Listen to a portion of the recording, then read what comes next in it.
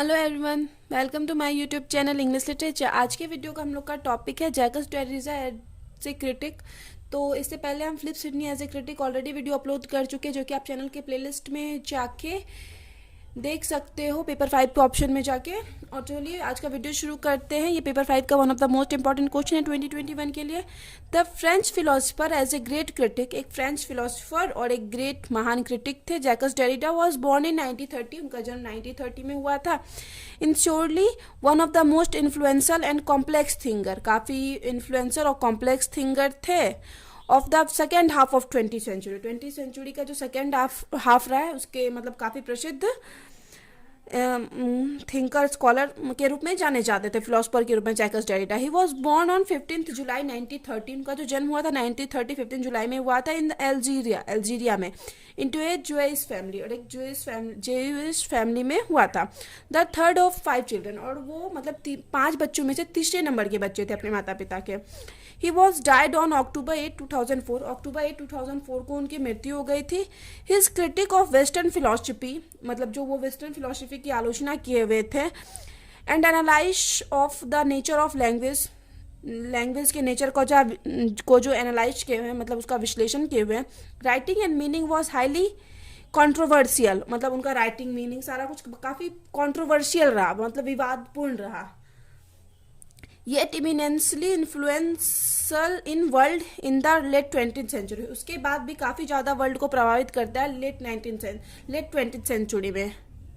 डेरिडे was a dominant figure of his age, Derrida जो है अपने एज के one of the dominant figure, मतलब प्रमुख फिगर के रूप में जाने जाते हैं अपने एज के। इन द लेट 1960s में डेरिडे डेवलप डिकंस्ट्रक्शन, एक मेथड को डेवलप किया जिसका नाम है डिकंस्ट्रक्शन, विच क्लेम्स दैट, जो क्लेम करता है ऑल टेक्स्ट हैव एम्बिग्यूटी, कि सारा जो टेक्स्ट है एम्बिग्यूटी है। अब एम्बिग्यूटी क्या होता है, इसका मीनिंग आगे दिया हुआ है। In brief, ambiguity means something which has more than one meaning. Ambiguity का मतलब होता है कि कोई भी ऐसा चीज़ जिसका मतलब एक से ज़्यादा मीनिंग हो। तो डेरिडे का डिकंस्ट्रक्शन का मतलब, डिकंस्ट्रक्शन के मैटर में यही लिखे हुए थे कि ऑल टेक्स्ट हैव एम्बिग्यूटी, मतलब सभी जितने भी टेक्स्ट है, कोई भी कुछ लिखा हुआ है तो उसका एक से ज़्यादा मीनिंग हो सकता है, ऐसा डेरिडे का मानना था।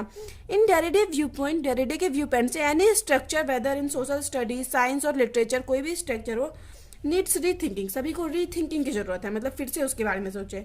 From new position, new position मतलब नई सिरे से, टू लीव डेमोस्ट्रेटिवनेस टू इंटरप्रिटेशन, डेमोस्ट्रेटिवनेस मतलब दिखावटीपन को छोड़ के, मतलब जो पहले से चला आ रहा है उससे हट के कुछ सोचे इसकी व्याख्या के लिए। Ultimately, Derrida's aim then is to undermine an independent thinking of reader. तो डेरिडे का जो एम था क्या, कि वो जो रीडर जो भी मतलब टेक्स्ट को पढ़ रहा है उसका जो अंदर मतलब क्या थिंकिंग आ रहा है टेक्स्ट को पढ़ने के बाद, उसको निकालना मेनली। बाय डूइंग दिस, यह करने के बाद the reader can observe the text, reader क्या करेगा, ऑब्जॉर्व करेगा टेक्स्ट को अपने हिसाब से।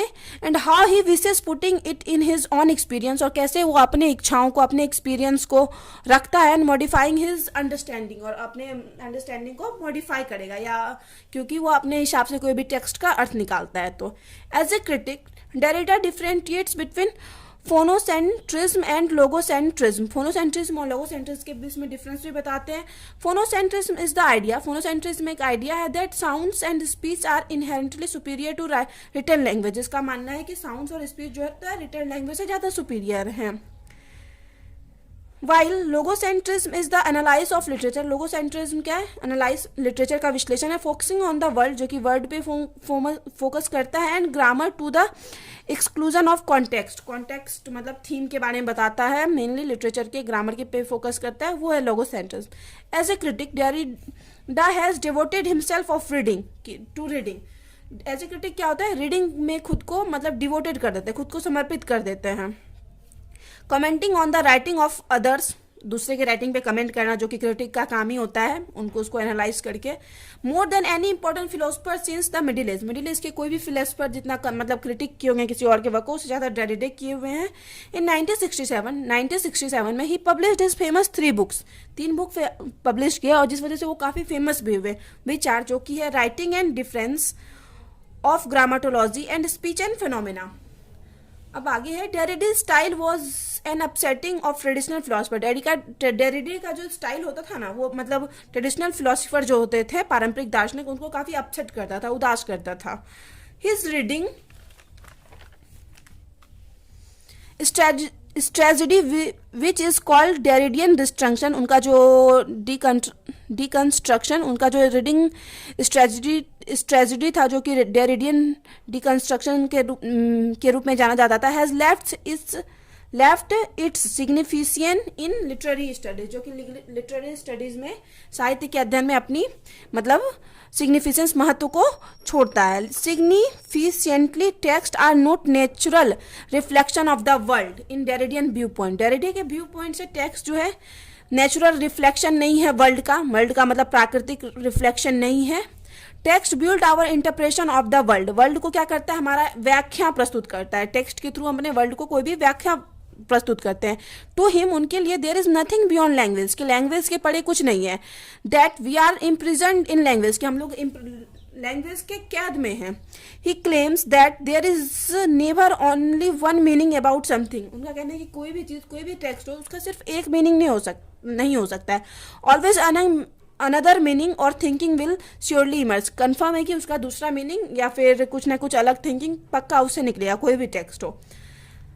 बेंटेंस, एक डच एकेडमिक राइटर, बेंटेंस एक जो डच एकेडमी के राइटर है, summarise Derridean main argument as in the following. Derridean जो मेन आर्ग्यूमेंट, उनका जो मेन तर्क राय है, उसको नीचे मतलब समराइज किए हुए। Derrida tell us that language is inherently unreliable, कि उनका मानना था कि भाषा जो है स्वाभाविक रूप से अविश्वसनीय है। There is no single word, कोई भी वर्ड सिंगल नहीं है। Reality determines the shape of our language, वास्तविकता जो है हम लोग के लैंग्वेज के शेप को डिसाइड करती है। Words are never stable and fixed in time, words कभी स्टेबल और फिक्स नहीं होते हैं टाइम के अनुसार। Meaning is the product of difference, meaning जो होता है प्रोडक्ट ऑफ डिफरेंस होता है, मतलब हर चीज का मीनिंग अलग अलग कोई भी अपने हिसाब से लगा सकता है। इन 1992 में the proposal by the University of Cambridge to award Derrida and honorary doctorate generated so much controversy, मतलब कैम्ब्रिज के जो कैम्ब्रिज के थ्रू क्या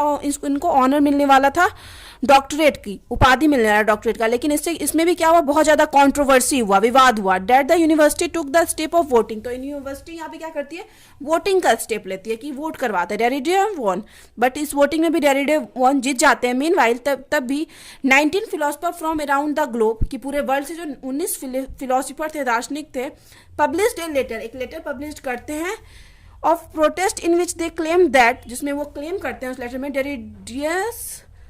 डेरिडाज राइटिंग वॉज इनकम्प्रीहेंसिबल, कि डेरिडाज का जो राइटिंग है इनकम्प्रीहेंसिबल है, जिसका कोई अर्थ नहीं निकलता, कोई मीनिंग नहीं निकलता। ये वो मतलब जो 19 फिलोसफर का ऐसा मानना था, क्योंकि उनको डॉक्टरेट की उपाधि दी जा रही थी कैम्ब्रिज के यूनिवर्सिटी के द्वारा। डिस्पाइट सच क्रिटिसिज्म, इन क्रिटिसिज्म के अलावा Derrida ideas remain a powerful force in philosophy, इतना मतलब उनको जज करने के बाद, मतलब इतना ज़्यादा आलोचना के बाद, डेरिडाज का जो आइडिया है, विचार है, is a powerful in philosophy में काफ़ी पावरफुल है, शक्तिशाली है। सो वी कैन से, इसलिए हम कह सकते हैं Derrida's work require great achievement in English literature, कि डेरिडे के वर्क को बहुत ज़्यादा अचीवमेंट मतलब मिली है महान, मतलब बहुत बड़ी अचीवमेंट मिली है इंग्लिश लिटरेचर में। दैट इज वाई, इस वजह से English literature is highly indebted to Jacques Derrida. Jacques Derrida का काफ़ी ऋणी रहेगा इंग्लिश लिटरेचर। तो यहाँ पे वीडियो खत्म होता है। वीडियो अगर आपको अच्छा लगता है, आपकी सिलेबस का है, तो प्लीज़ वीडियो को लाइक कीजिएगा, चैनल को सब्सक्राइब कीजिएगा और कमेंट करके बताइएगा वीडियो आपको कैसा लगा और आगे आपको कौन से टॉपिक की वीडियो चाहिए। तो मिलते हैं नेक्स्ट वीडियो में नेक्स्ट टॉपिक के साथ।